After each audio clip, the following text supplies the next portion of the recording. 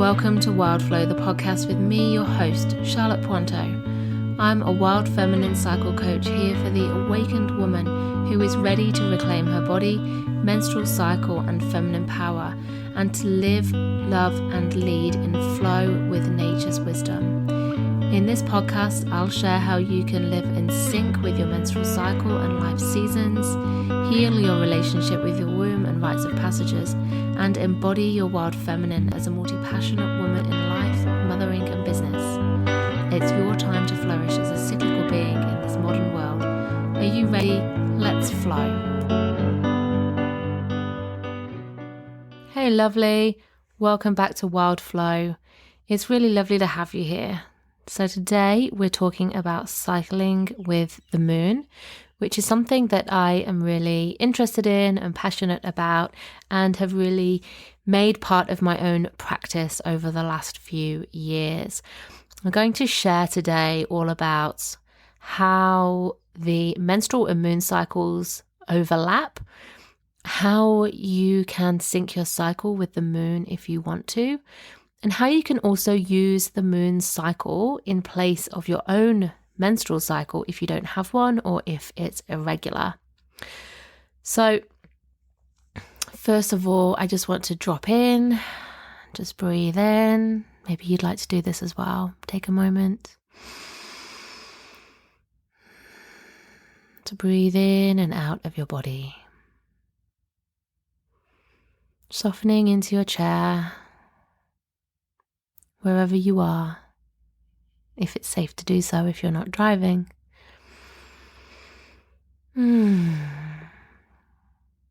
How are you today? How are you feeling?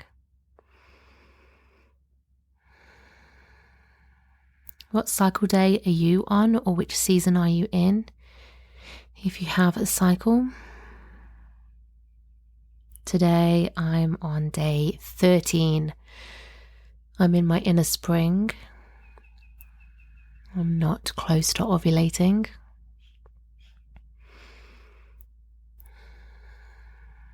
And I'm feeling quite settled and grounded today. I'm excited to talk to you about the moon. How are you?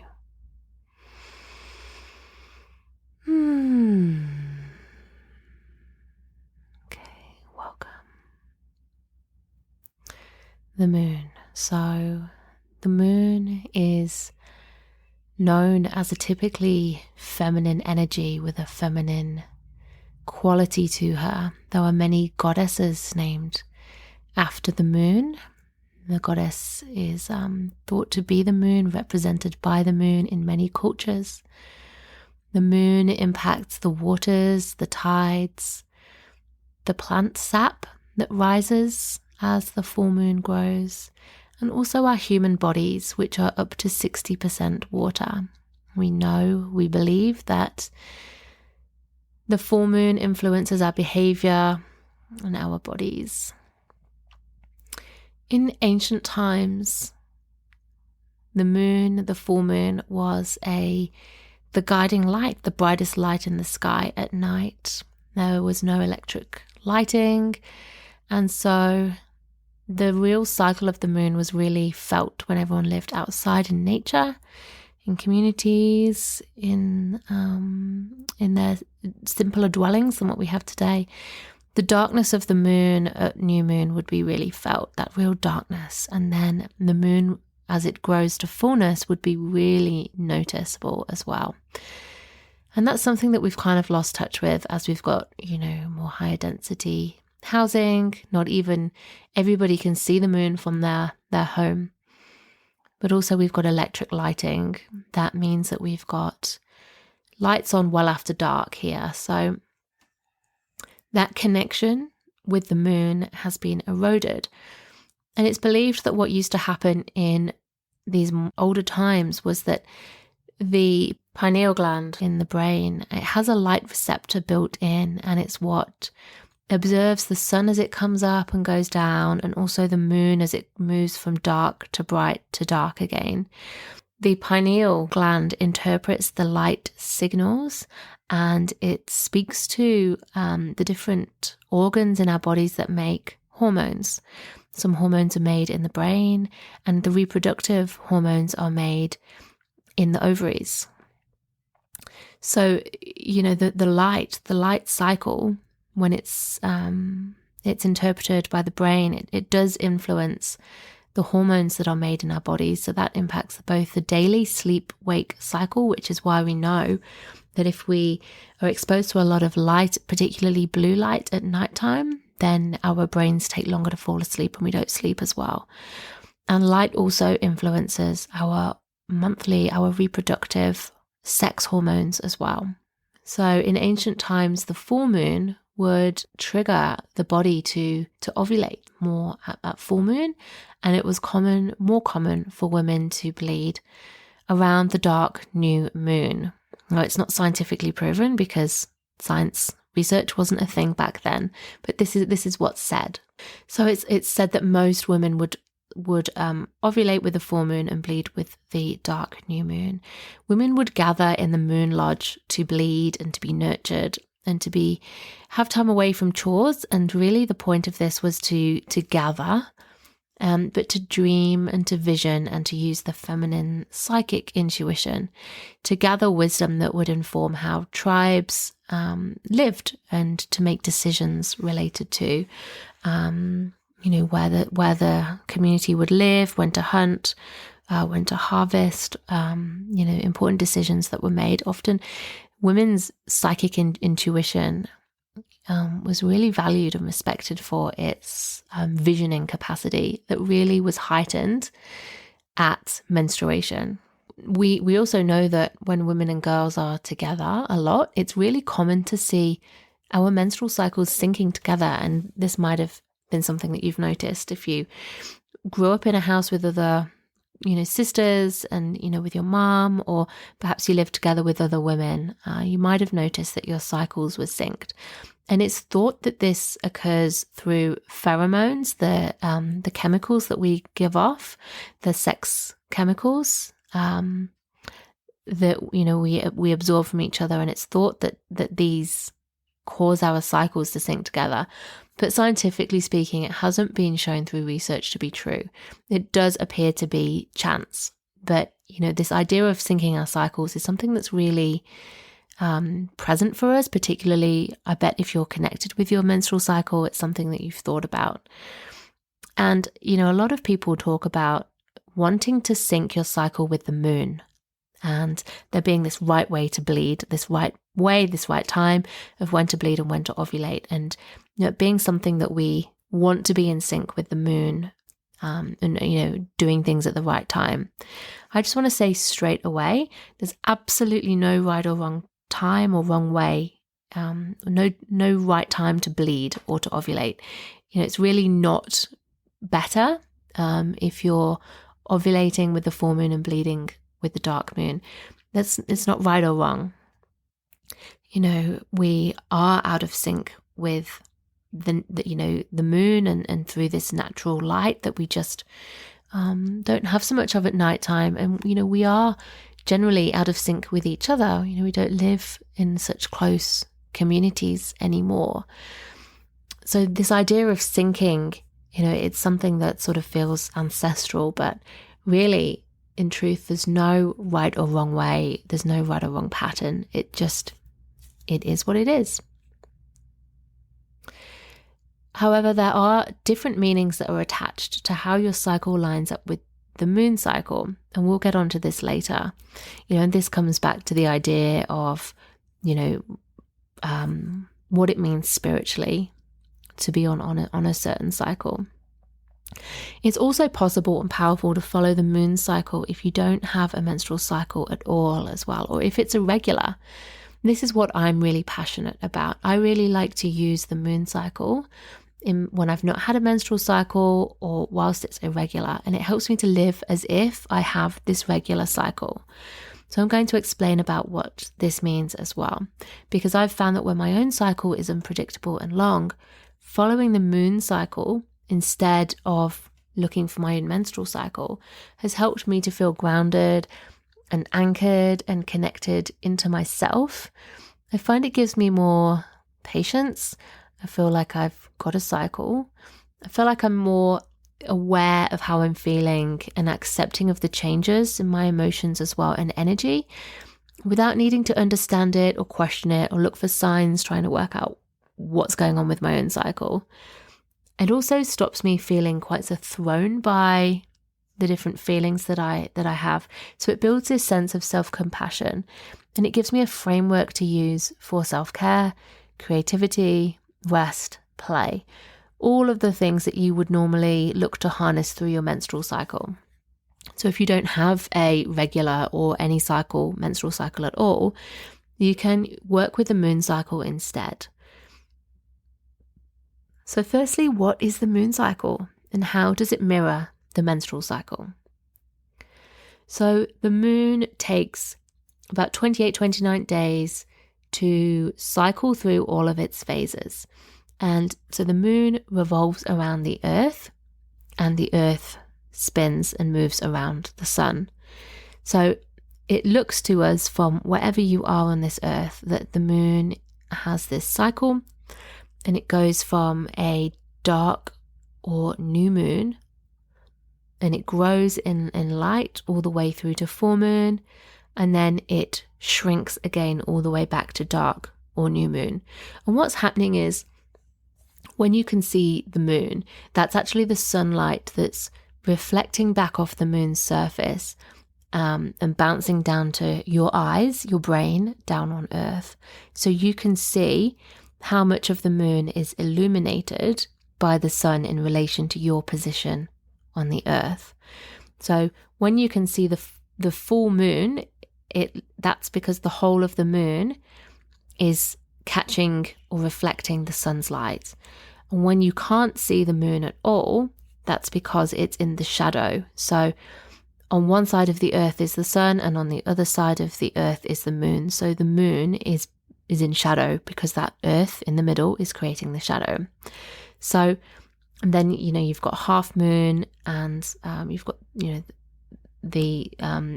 the growing moon, which is the waxing moon, where it's going from dark, getting lighter and lighter until it gets to full moon. And then the waning moon, which is getting smaller. So it's going from full moon back to dark moon. So the 4 main phases of the moon are, like I say, new moon when it's dark, first quarter moon, which is when it's a growing half moon.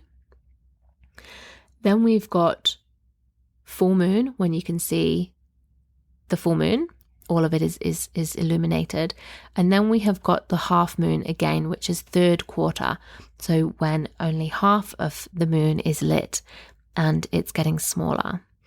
So you can actually, look at 8 phases, which are when you've got the crescent moons as well, which is when it's that beautiful, like a C shape.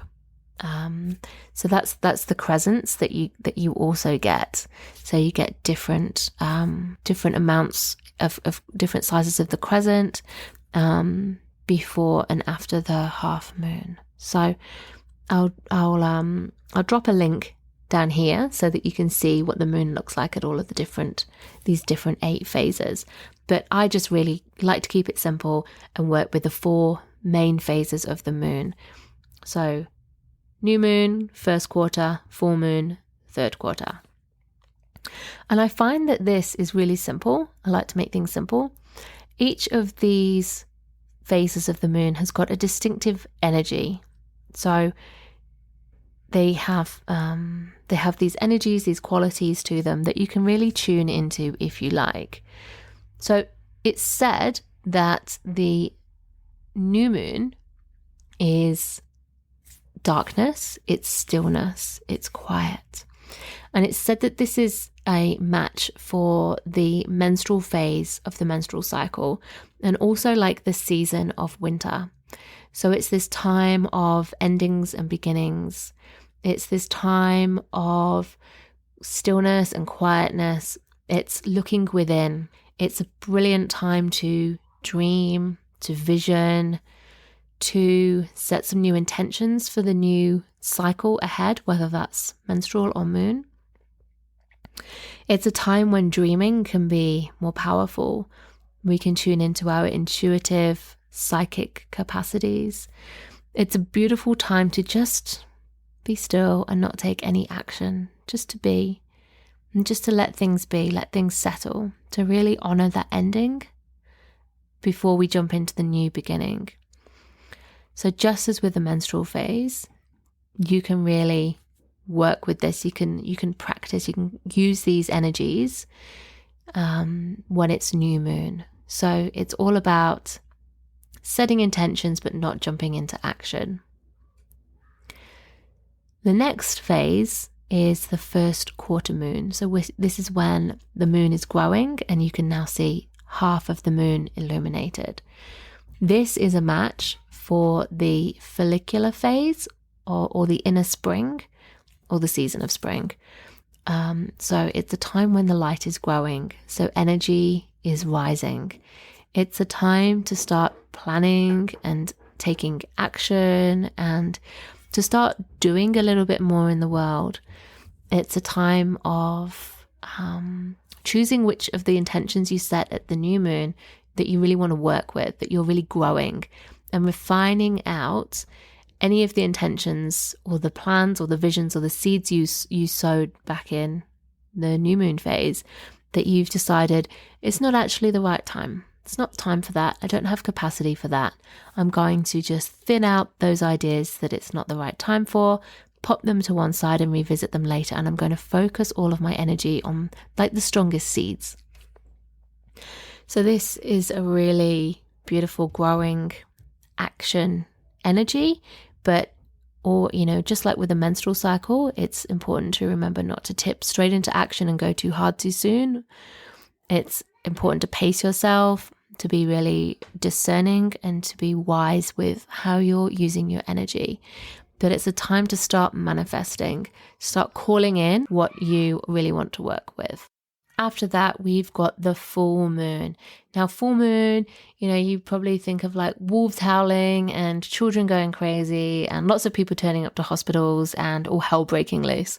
There's lots of talk about how the full moon kind of drives us a little bit more crazy or, brings us really outwards, causes some chaos. Well, the full moon is this energy, is this peak energy. It can really build. Lots of people really feel that it really pulls them outwards and that it can feel like you're riding the crest of this wave and you've got to really try and keep yourself balanced and grounded because it can be quite a big energy. Sometimes we have super full moons as well, which is when the moon is actually a little bit closer to the earth and so that the moon looks a lot bigger in the sky. And that gravitational pull that the moon exerts over the earth, which directs the tides coming in and out, a lot of us are sensitive and feel that. I bet you've noticed that on some full moons that you feel just particularly kind of, sleep might be a bit harder. You might feel a bit more emotional or energized in your body in a kind of unsettled way.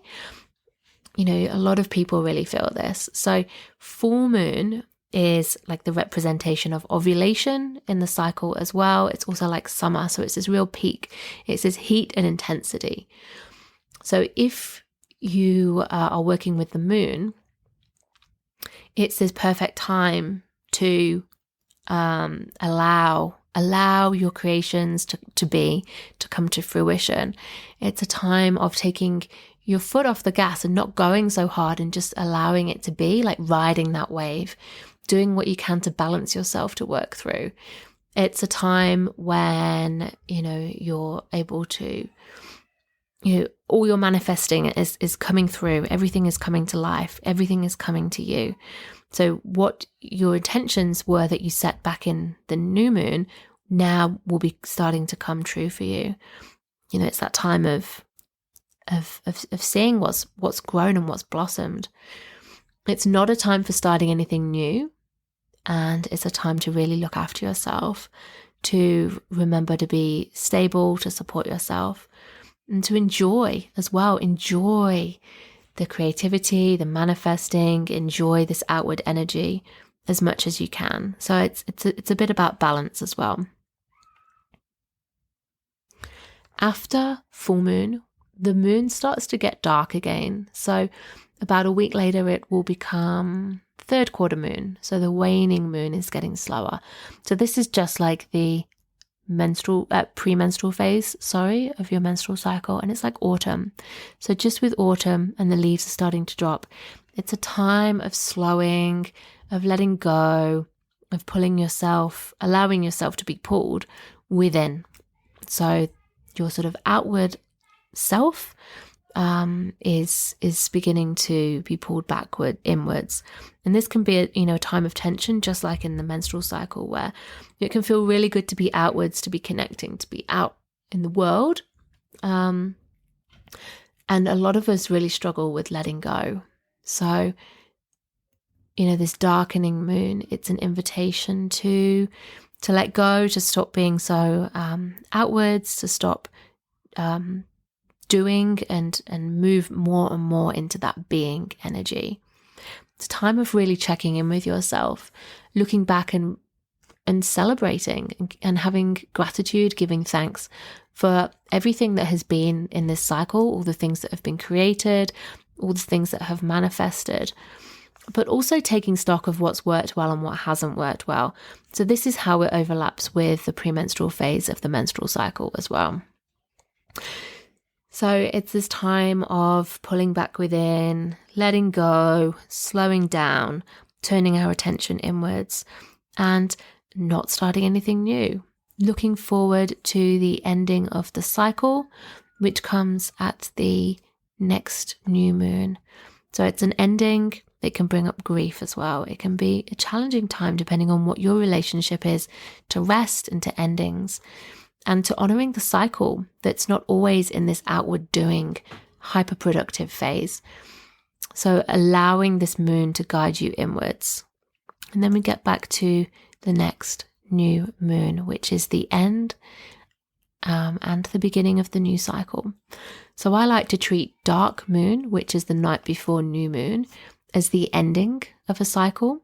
And I like to have a little celebration. I like to really think about, to look back and to reflect on what has been, and then allow the new moon the next night to be the start of the new cycle. It's a little bit like how Christmas is like the end of one year, like that celebration at the end of the year, and then New Year's is like, that full point, that peak of, ending into beginning, like that transition. So you can see how you can work with the moon cycle, how it matches up with the menstrual cycle. And also it's an invitation to use the moon cycle if you actually don't have a regular menstrual cycle, or even one at all. So if you're breastfeeding, if you're pregnant, if you have irregular cycles for whatever reason, or if you have amenorrhea for whatever reason, then you can work with the moon cycle instead. And it's so powerful to do that, like I said, because it offers you this cyclic approach to living, to checking in with yourself, to your creativity and productivity, to manifesting, to just being really attuned with nature and the cycles, even if you don't have that inbuilt cycle within.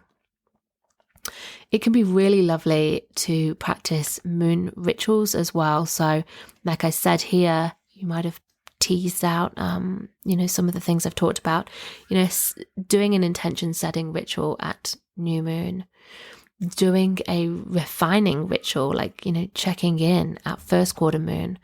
What isn't serving me? What can I let go of? At full moon, it's common to do like a release ritual, which I also think, it's not just about releasing. I feel like that, it really comes in the second half of the cycle, but it's celebration, it's gratitude. And as you move into the darker moon, as we get, to the third quarter moon, that's a really nice time for doing release rituals, I think, to really, let go of what has been and what you don't want to carry over into the next cycle. So this is the invitation of the cycle, to take it bit by bit, to be patient, to be really careful and wise with how you're spending your energy, to have gratitude and presence throughout, and then to let go and refine and to rebirth yourself and to do things differently each and every cycle. So beautiful. So that's some ways that you can really work with the moon cycle, whether you have a menstrual cycle or not. Now, if you do have a menstrual cycle and you want to sync with the moon, I'm going to share some tips for how you might do that.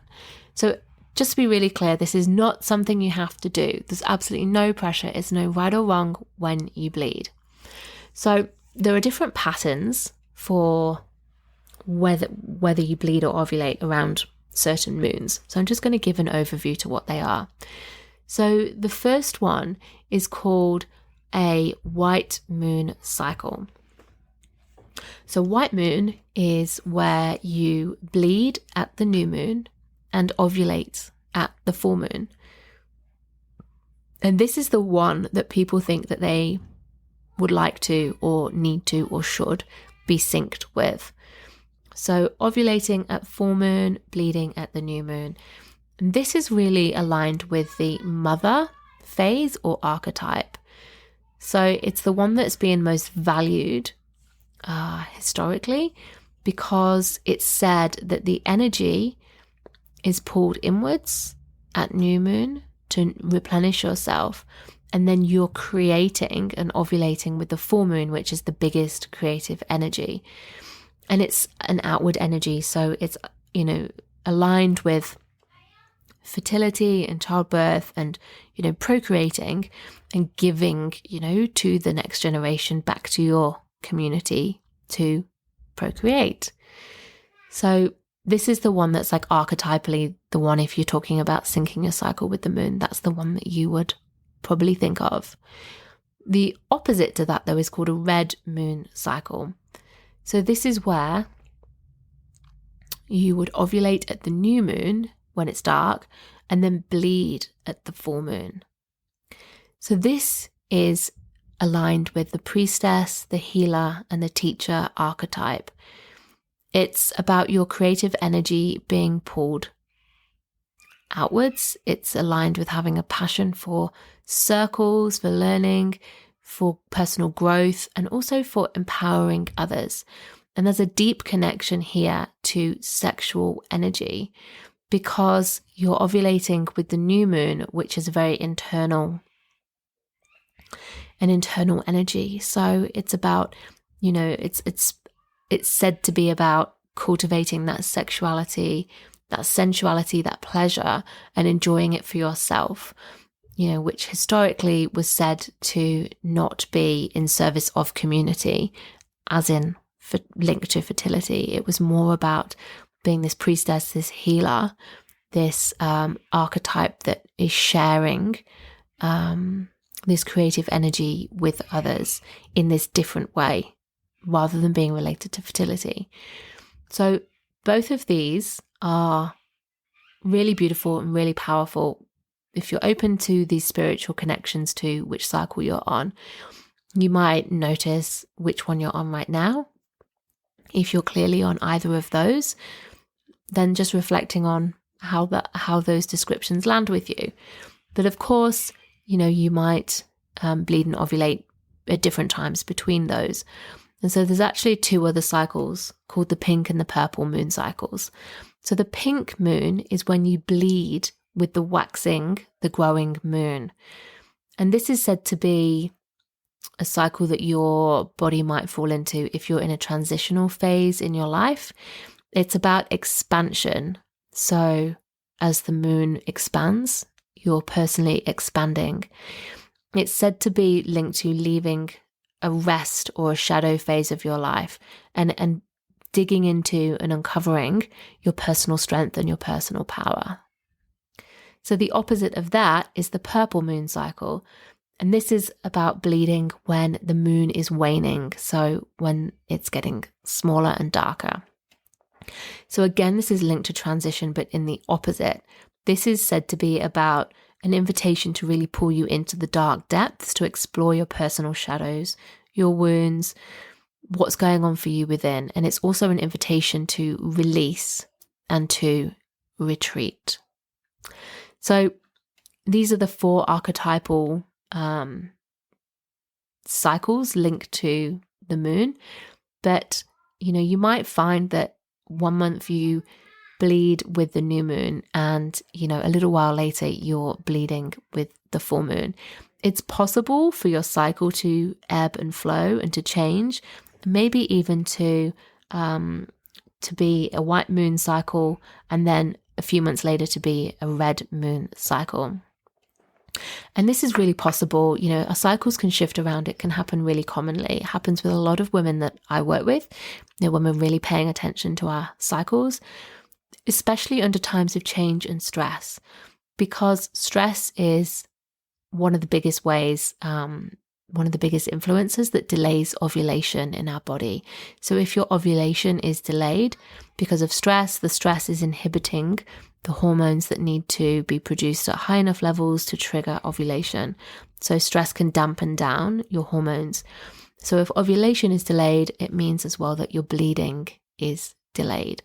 And so your cycle gets longer. And so instead of being the same length of time as the moon's phase, it can be pulled out much longer. And so over time, you're noticing that you're bleeding or you're ovulating at different moons to perhaps previous cycles.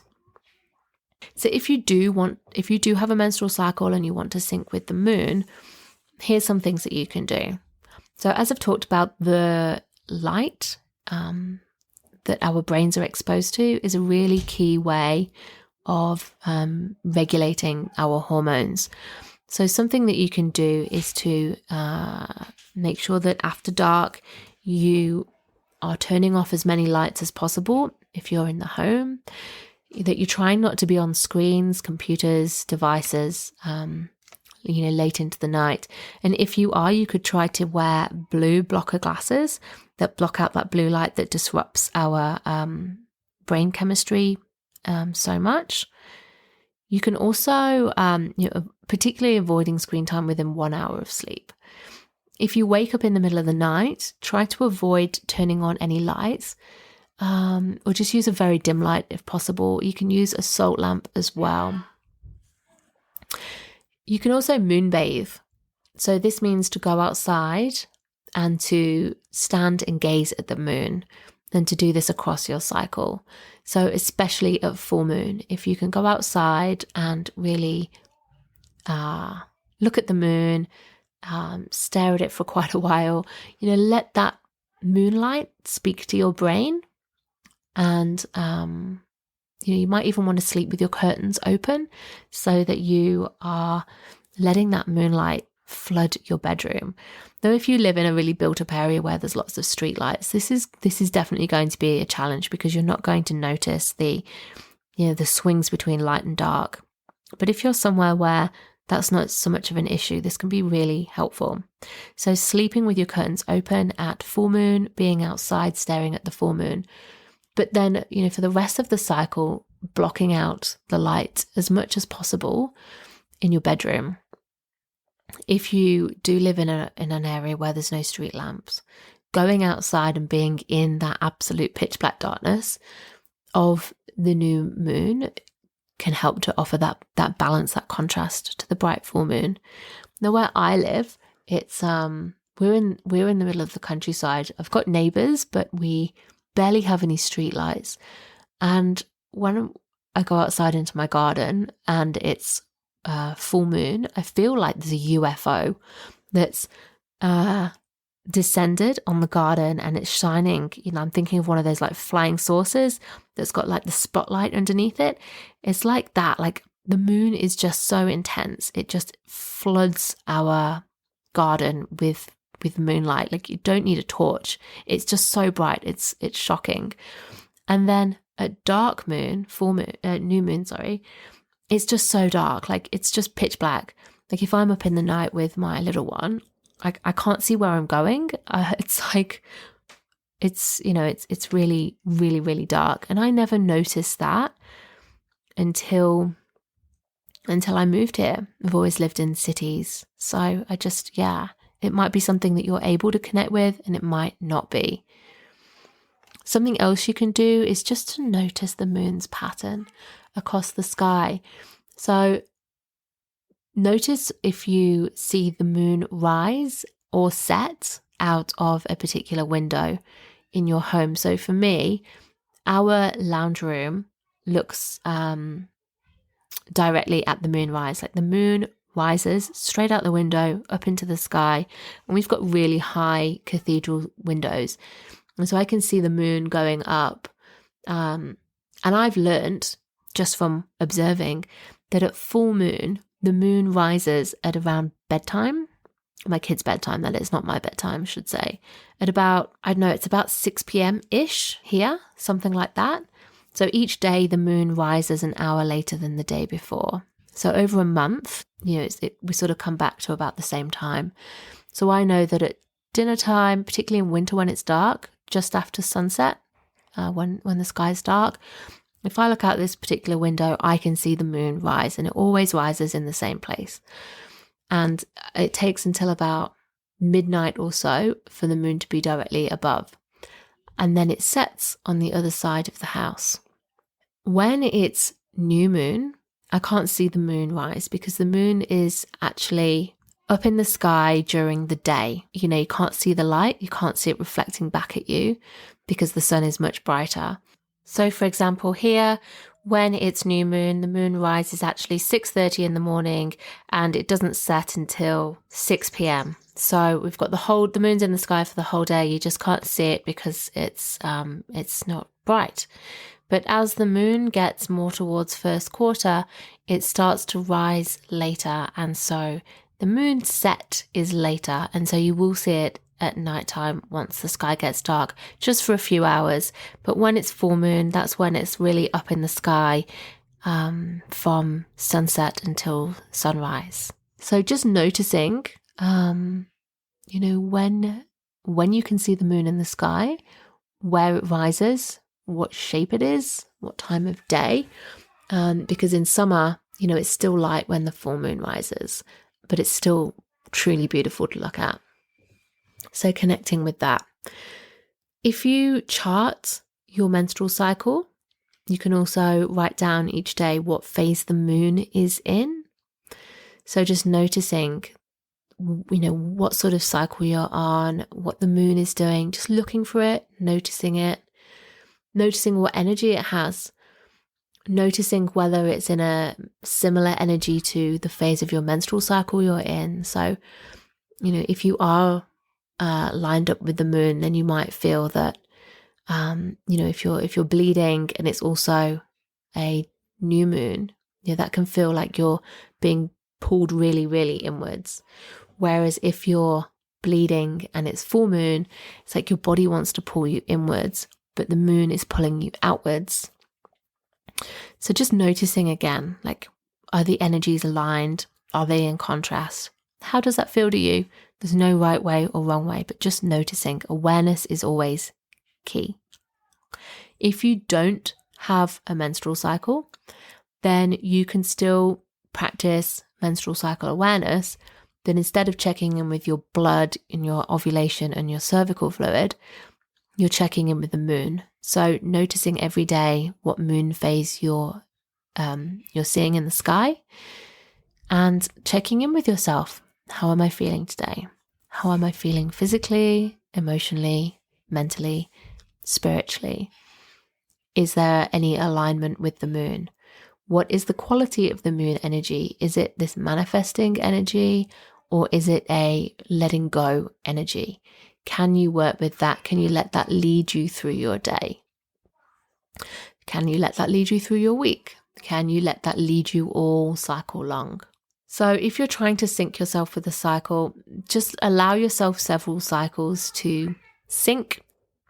If it's your menstrual cycle, and if you don't have a menstrual cycle, then just tuning in, allowing it to be, allowing it to unfold. And with time, you can really lean into the moon energy and work with it, for creativity, for manifestation, for rituals, even just to remember the importance of rest and slowness and letting go and working cycle by cycle and not trying to do everything at once and burning out. However you do it, it's a really beautiful tool, and I really encourage you to just to notice the moon. As we say, noticing the seasons around you and just noticing how you're feeling within, and letting it be a reminder of the importance and the value of cycles and cyclical living. Okay, let me know how you get on. So much love to you. Thank you so much for listening in. If you're loving this podcast and you'd love to help me spread the wisdom shared, please leave a review or rating, or share this with somebody who you think would love to listen in. I'm really passionate about creating ripples of change and getting this information to more women, girls, and people with a cycle so that they can reclaim their cyclic natures too. And if you'd love to dive in deeper with learning more about how to connect with your cycle and rites of passages, come and join our free Wild Flow Circle community, or choose a course and learn with me on my online learning hub. All the links are in the show notes. And until next time, be well and go with the flow of your cyclic nature.